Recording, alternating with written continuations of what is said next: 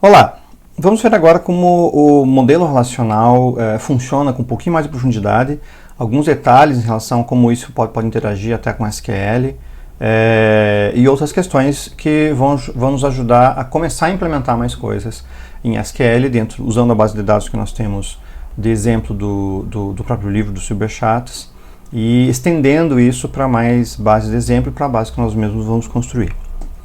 A gente vai ver rapidamente qual que é a estrutura de bancos relacionais, o que é um esquema de banco de dados, como são as chaves, os possíveis diagramas e as linguagens relacionais e, em particular, alguns poucos detalhes sobre álgebra relacional. Bom, isso aqui é o exemplo de uma tabela. A gente pode chamar isso aqui de uma relação, de uma relation. Em muitas literaturas você vai ver isso, porque em SQL, em bancos de dados relacionais, tudo são relações, tudo são relations. Sempre o resultado de um comando é uma nova relação, uma nova relation, é uma nova tabela, se for pensar pelo lado de tabelas. Você pode testar isso dentro do MySQL Workbench ou algum outro software. Sempre que você tem o resultado de um comando, muito provavelmente aquele resultado, excetuando ser um comando, por exemplo, de DDL, que é um create table, coisa assim, que é somente deu certo ou deu errado, você faz um select, você sempre tem um resultado que é uma nova tabela para poder ser usado. Esse é um ponto interessante porque a partir de um select você pode fazer um outro select sobre ele. A partir de uma consulta você pode criar uma consulta sobre ele, que é o que nos dá a possibilidade de fazer subselects, que é uma bênção e uma maldição dentro de banco de dados. E as diversas instituições e empresas têm suas regras específicas sobre quando você pode ou não pode usar isso, principalmente porque dependendo da complexidade que você faz esses subselects, você pode diminuir a chance do banco de dados fazer otimizações. Fato é que todo comando de consulta que trabalha com relations vai criar uma outra relation para você.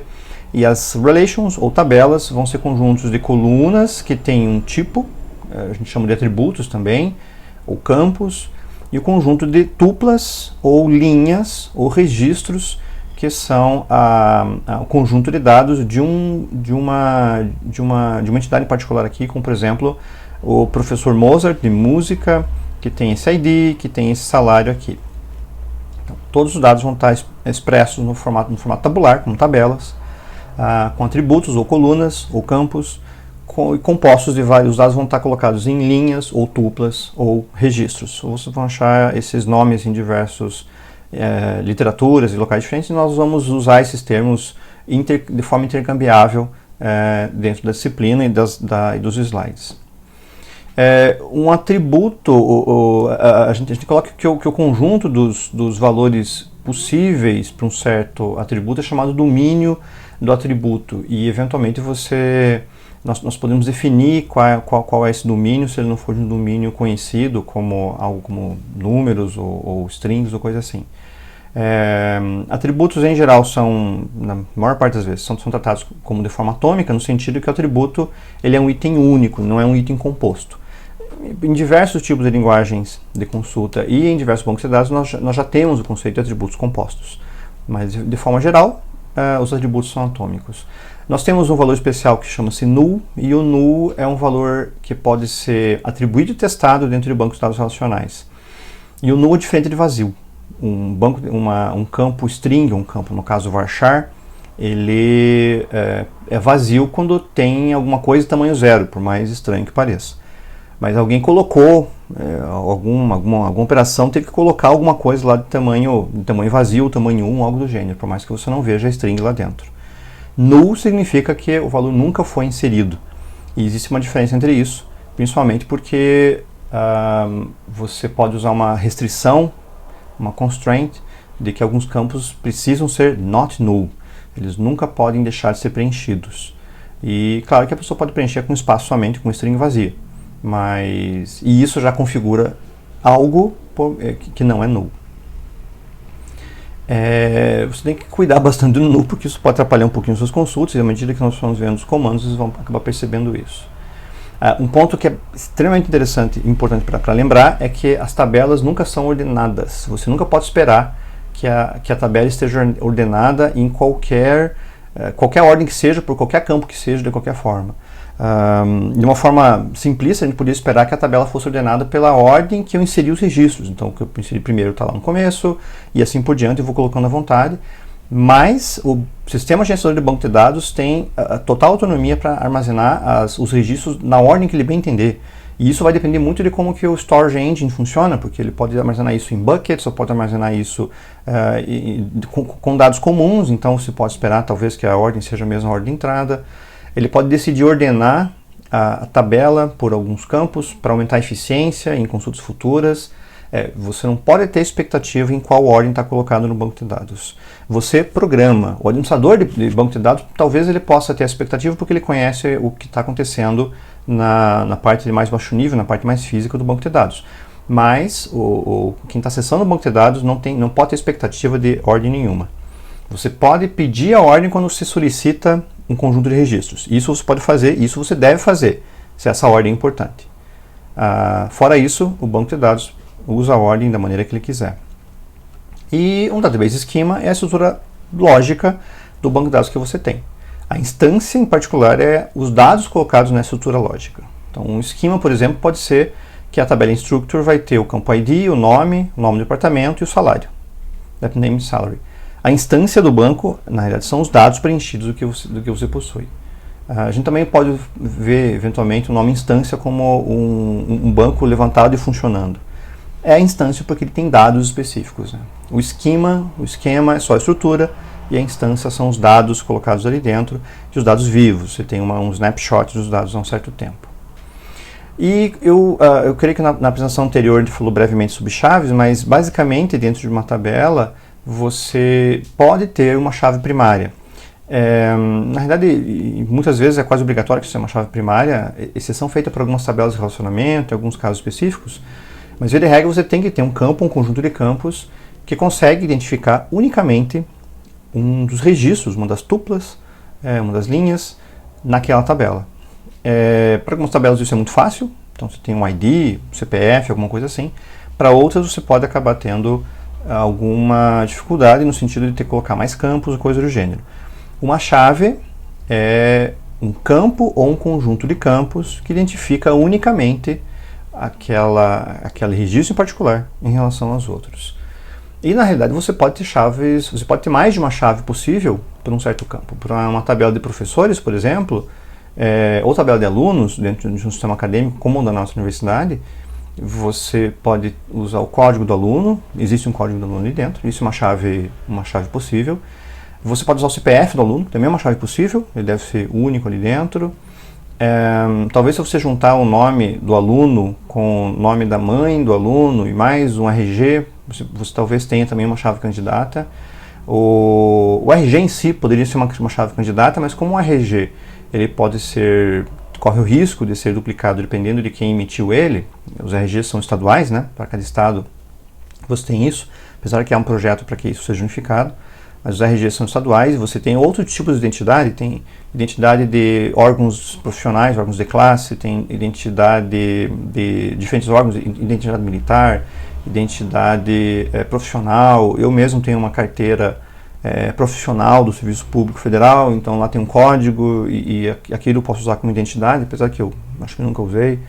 Mas você tem diferentes RGs, pode ser diferentes séries de RGs, então eles podem ser duplicados. Mas se você juntar o RG com o órgão expedidor e talvez o Estado, você consegue ter uma razoável certeza que ele é único. O fato é que você pode ter várias chaves. Então nós temos algumas classes aqui. A chave tem que pertencer ao conjunto dos campos que você tem que estar no relation. E nós temos como superchave todos os valores de campos que são suficientes para identificar um registro de forma única dentro de uma relation, de uma possível relação dentro de uma tabela. Por exemplo, ID mais o nome são ambas superchaves da tabela instructor. Se for pensar por isso, você também pode usar o ID, o nome, o deputy name e o salary, todos os campos com uma superchave. E isso ainda assim faz sentido. Então uma superchave pode ser qualquer conjunto de campos que identifique de forma única, incluindo talvez todos os campos também. As chaves candidatas são superchaves que são mínimas. Então são superchaves que têm um mínimo possível de campos, sem campos necessários para serem tratados ali dentro. E uma dessas chaves candidatas vai ser escolhida como a primary key, como a chave primária. O problema é qual delas. E qual dessas chaves candidatas pode ter muito mais a ver com o domínio do problema, com questões que o sistema vai responder, questões específicas daquele modelo de dados, do sistema que está sendo desenvolvido para acessá-lo, do que necessariamente com alguma regra de banco de dados. Uma vez que o banco de dados seja satisfeito que a chave primária seja uma chave candidata, que é uma super chave mínima, você pode escolher qualquer uma delas. Então, no sistema acadêmico da nossa universidade, para o professor é escolhido um código e não um CPF. Para o aluno também é escolhido um código e não um CPF. Foi uma decisão de design em termos de projeto, mas as super chaves, as chaves candidatas seriam equivalentes. E aí nós usamos as chaves estrangeiras, as foreign key, que são chaves que são campos de uma tabela, mas são chaves primárias em outras e estabelecem uma relação entre as duas tabelas. Então você tem a relação a ser referenciada e a relação referenciada. O exemplo clássico que nós vimos é o exemplo do depth name, que está na tabela instructor, na tabela department. Então ele é uma chave primária na tabela department, porque ela referencia os departamentos em si. A tabela department, a tabela onde os dados dos departamentos estão colocados. E ela é uma chave estrangeira na tabela instructor, porque ela referencia a tabela department a partir dela. E então você não precisa guardar os dados do departamento junto com a tabela de professores, você pode só juntá-los quando isso for útil de alguma forma. Esse aqui é o diagrama do esquema do banco de dados de University.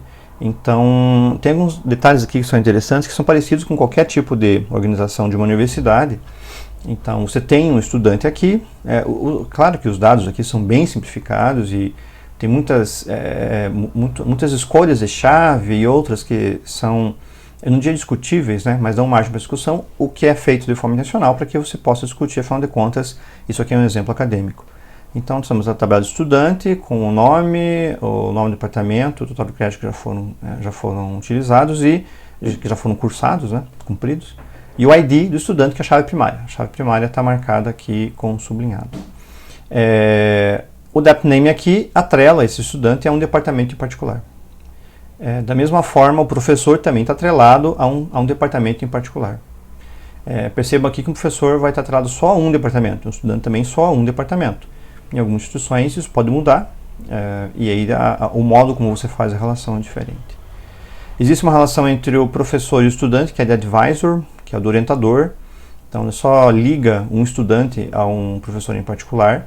É uma coisa bastante comum em universidades estrangeiras que o professor, que seja designado um orientador para um estudante assim que ele entra no curso. E esse orientador ajuda o estudante a escolher as disciplinas do próximo semestre, por exemplo.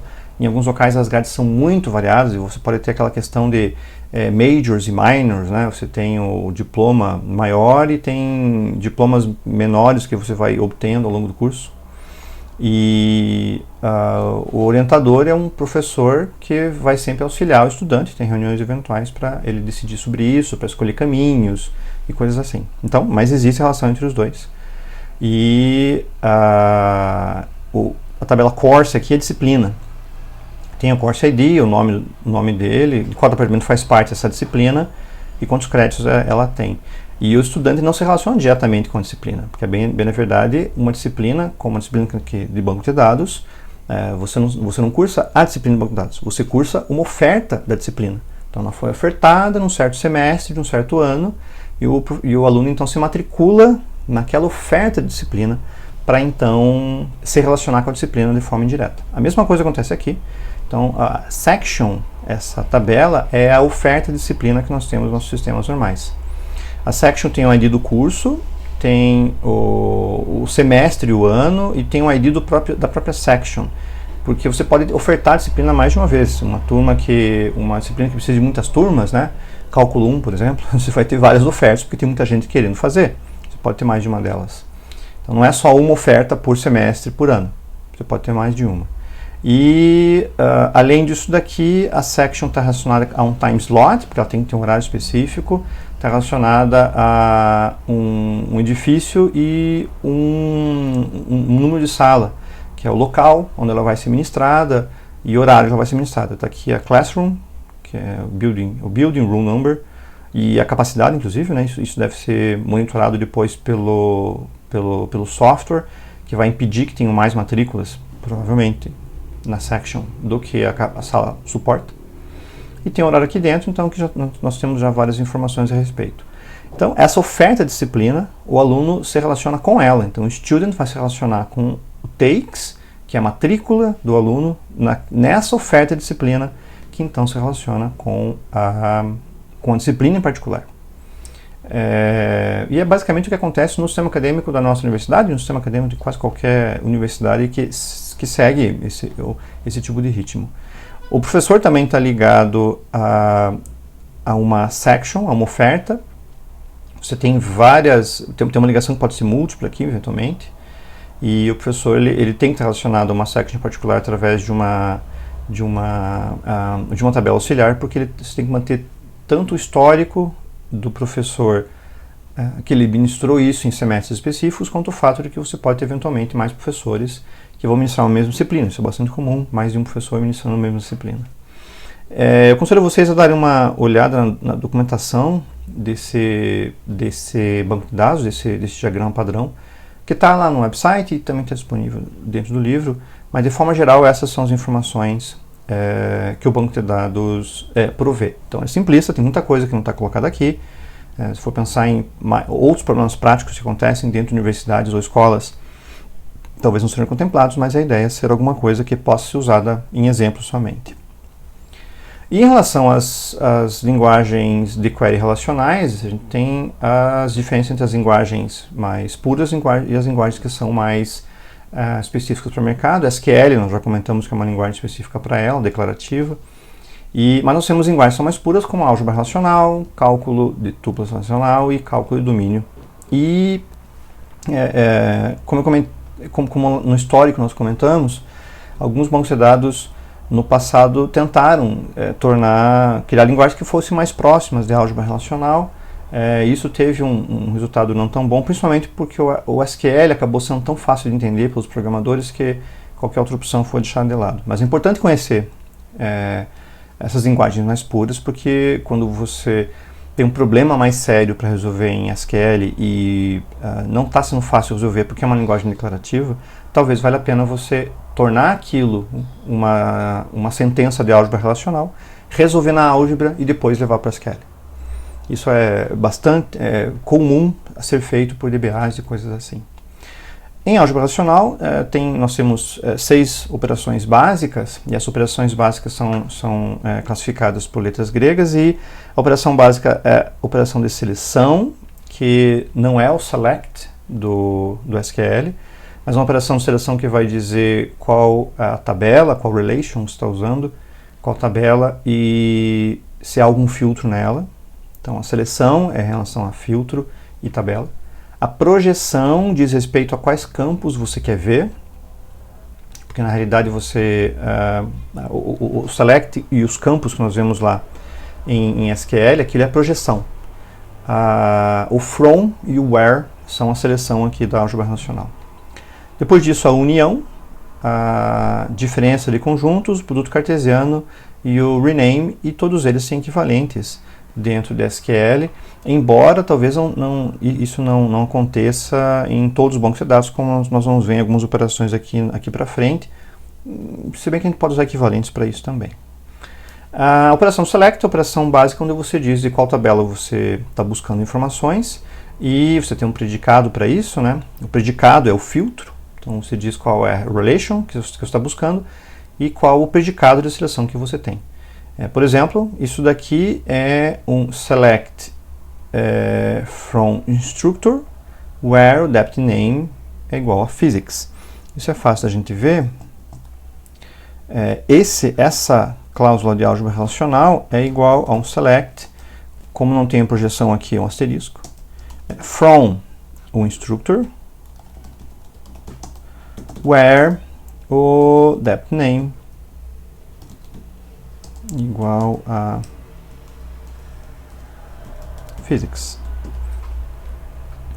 Então, a operação de select dentro da álgebra relacional diz respeito ao from e ao where. basicamente, quando nós convertemos isso daqui para SQL. Da mesma forma, quando você reconverte de SQL para álgebra relacional, você deve fazer as operações usando esse mesmo sentido. No predicado de seleção, a gente pode usar diversas outras opções, né? Evidentemente, assim como a gente usa isso em SQL. Então, os operadores de comparação, operadores de combinação lógica e coisa assim. Então, esse comando aqui, depth physics and salary maior que 90.000, só vou quebrar o where aqui, where depth name igual physics and salary maior que 90.000. Essa álgebra relacional aqui, essa cláusula se refere a isso daqui. Basicamente você sempre tem aqui qual a relation está buscando e qual o predicado de seleção que você possui. Por isso que isso aqui é o select, porque você vai selecionar alguns registros dessa relação aqui em particular. Claro, você pode fazer um select sem nenhuma cláusula where, você vai buscar todos. Mas como a álgebra relacional é feita para tratar casos onde você está efetivamente fazendo alguma coisa, então o select, a seleção, é sempre feita pensando-se no filtro. E caso você queira só ver somente alguns dos atributos que existem na relação, a gente usa o operador de projeção. Então, projeção sobre uma relação faz com que você mostre somente alguns dos atributos disponíveis nessa relação. Você projeta somente alguns deles. Lembrando que uma relação pode ser o resultado de um comando anterior. Então, na realidade, nós vamos aplicar essa projeção em cima de uma seleção. O project vai ser aplicado em cima de um selection. Pode ver isso aqui como projeção de IDs, name, salary da relação instructor. Então, esse daqui acaba sendo simples. Então, a gente elimina todos esses dados aqui. Não tem um filtro. Então, você está pegando direto a tabela instructor. E aqui o ID, name, salary. Acaba sendo simples a esse ponto. Mas, claro, você pode fazer isso de uma forma mais complexa, quando você coloca a projeção de um campo particular, considerando o resultado de uma outra operação de álgebra relacional. Então, aqui isso é uma operação de projeção e aqui isso é uma operação de seleção. E isso daqui, na realidade, vai ser selecionar o name,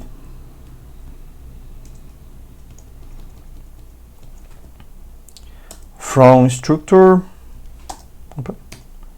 where o depth name igual a physics. Na realidade, você está aplicando uma projeção em cima de uma seleção que já é feita. Você aplica aqui a projeção em cima dessa seleção aqui particular. Leva algum tempo até você conseguir juntar as coisas entre o que é álgebra relacional e o que é o SQL, por causa do select em particular. Mas, uma vez acostumado, acaba sendo bastante simples. E o produto cartesiano, que é denotado por uma operação parecida com um X, na realidade quando você combina o resultado de duas relações, que, novamente, uma relação tanto pode ser uma tabela mesmo, pura, como esse instructor ou teaches, ou pode ser o resultado de uma outra operação de álgebra relacional. Então, qualquer resultado de álgebra relacional pode ser usado como entrada para uma outra operação. Do mesmo jeito que você pode fazer um select dentro do select ali dentro. E aqui dentro, o que acontece quando a gente gera esse produto cartesiano, o que foi mostrado no exemplo anterior, dentro do MySQL Workbench, é o fato de que nós temos aqui todos os instrutores com todas as instâncias da tabela teach, que é a tabela que diz quem ensina o quê, qual professor está relacionado com qual disciplina. E provavelmente não é isso que a gente quer, não é isso que a gente precisa. Então, é provável que você possa melhorar isso aqui de uma forma, na pior das hipóteses, usando um select, usando um filtro para isso. E é o que ele coloca aqui, que é um produto cartesiano, que daí, então torna-se uma operação de join. Vocês vão ouvir falar bastante desse tipo de operação. Boa parte dos resultados não são desejados, então você executa o produto cartesiano e então filtra o resultado do produto cartesiano. Isso daqui, em termos de SQL, é alguma coisa como o select asterisco from instructor, vírgula teaches. Você pode colocar quantas tabelas quiser aqui, só que daí você tem a seleção, que aqui é o where, o instructor.id sendo igual ao teaches.id. E novamente, isso daqui dá a impressão de que o teu banco de dados vai primeiro resolver esse produto cartesiano, então monta aquele grande número de registros. Se as tabelas tiverem alguns milhares de registros, cada uma delas é milhares vezes milhares, multiplicado por milhares, então é um número muito grande. E então, com aquela massa toda de dados, passa um filtro e percorre aquela lista toda e traz só os registros que nós queremos. Na prática, o Query Engine Processor tem maneiras de perceber, mesmo em SQL, mesmo sem ter a palavra-chave join, ou operador join, perceber que é uma operação de join e fazer isso de uma forma ligeiramente mais otimizada. Essa join operation então vai gerar daí somente o que eu quero, então esse professor vai ministrar essas disciplinas aqui, então agora eu não tenho mais o instructor ID e o teacher ID são os mesmos, então eu sei quais disciplinas o professor Sinisa Vazan vai ministrar, quais disciplinas o professor Wu, Mozart, Einstein estão ministrando, e não outros registros que não digam respeito a eles. E na realidade join é tão comum que nós temos operações específicas para fazer um join. Então, nós temos um operador específico de join, do mesmo jeito que nós temos operadores específicos de join dentro de SQL também. Em SQL nós vamos usar o operador de join aqui, e não usamos o where, mas sim usamos o using ou o operador on. A única diferença entre o using e o on, vai ver isso depois em SQL, é o fato de que em um deles você vai usar um filtro mesmo, dizendo esse campo igual a esse campo, e no outro você vai dizer qual campo que você quer usar. Nesse caso aqui a gente podia usar o on, porque os dois campos são o mesmo, então você diz, eu quero usar esse campo aqui, ele vai achar esse campo nos dois e vai trazer para você. Tem outras operações de join que nós temos em SQL e que são parcialmente representadas em álgebra relacional, com operadores que acabam sendo, que causam algumas diferenças nisso e tem impacto sobre como o resultado vai ser feito e de que forma que o banco de dados vai operar. Fato é que assim que você usa o operador de join dentro de uma cláusula SQL, dentro de um comando SQL, você já torna a vida do processador de engine, do processador de queries, mais fácil, porque ele já sabe claramente que é um join. Então ele vai levar ligeiramente menos tempo para deduzir isso, ao contrário, quando você tem produto cartesiano, que ele tem que verificar que aquilo se configura como um join pelo que vai fazer o comando. Nós também temos operações de union, que é quando você tem dois conjuntos de registros que acabam sendo, que tem a mesma conformação, e aqui a gente está pedindo só o course ID, e você quer que eles sejam mostrados como uma lista única. Então, nesse caso, você quer que os semestres de outono e da primavera, de 2017 e 2018, sejam mostrados um após o outro, então você está unindo os dois. Em SQL nós temos o operador de union para fazer isso, o nome é union mesmo. Esse aqui é o resultado da union entre os dois, então provavelmente os primeiros são do fall, que é o outono, e os outros são da primavera. E nós temos também um operador de interseção, que quando você quer ver somente os dados que estão em ambos os subconjuntos que você está usando. Então aqui o intersect entre o nome dos cursos, o ID dos cursos entre outono e primavera, somente o curso ID CS101. Em SQL nós temos também a operação intersect, embora não em todos os bancos de dados. A gente pode testar isso depois ali no MySQL, mas até onde eu lembro, até as últimas versões que que eu usei em MySQL não tem, por exemplo, no MySQL, operador de intersection. Você tem que usar um operador in com uma negação para verificar se ele pode fazer o mesmo. Em SQL Server você tem o intersect, em Oracle você tem o intersect, é um operador específico para isso. Então, existem diferenças em relação ao que o SQL de cada banco de dados permite. É importante que você possa ver isso também. Até por isso que você acaba, por mais que o SQL seja ANSI, eventualmente os programadores ou os analistas de bancos de dados acabam sendo mais voltados para isso, para aquele produto em particular. O set difference também é possível, onde você quer saber somente os que são diferentes entre ambos. E dentro de banco de dados em particular, se eu for usar, por exemplo, um SQL Server, de novo um Oracle, você tem o operador except, que faz o set difference. E de novo, não lembro de ter um except no MySQL, mas isso eu já não tenho certeza. Acho que eu nunca tentei usar isso no MySQL. O intersect eu sei que até versões recentes ele não tinha mesmo.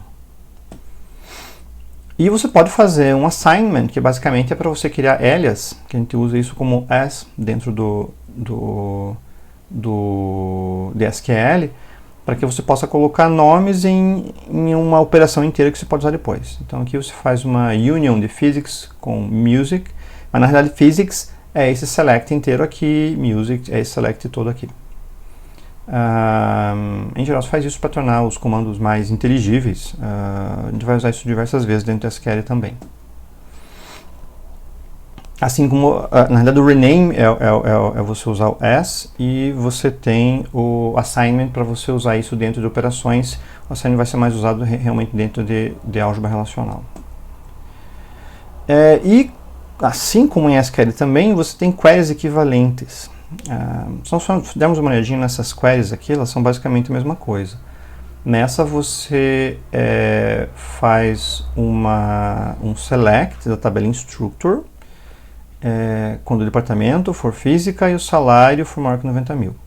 Nessa outra aqui você faz um primeiro select na tabela instructor, com o salário sendo maior que 90 mil, e então se aplica um outro filtro em cima desses dados já filtrados com depth name igual a physics. Esse exemplo aqui é um exemplo bastante simplista, então alguém pode se perguntar quem faria isso em cima da mesma tabela, né? É muito mais fácil colocar o AND entre essas duas condições. Mas em comandos mais complexos isso pode ocorrer,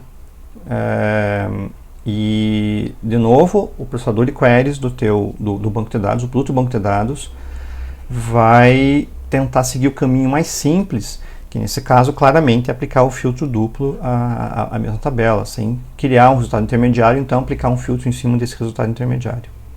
Tem outras considerações aqui dentro, como índices e outros, mas a gente chama isso aqui de queries equivalentes, porque elas não são iguais, mas o resultado delas é basicamente o mesmo.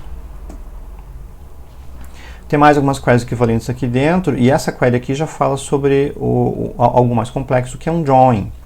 Então aqui no caso você tem um structure join com o teach baseado nesse campo, e depois você filtra por física, ou você já reduz a tabela instructor. Nesse caso aqui você vai pegar a tabela toda de instructor. No nosso caso tem alguns poucos registros, mas numa universidade convencional como a nossa você tem milhares de registros na tabela de instructor.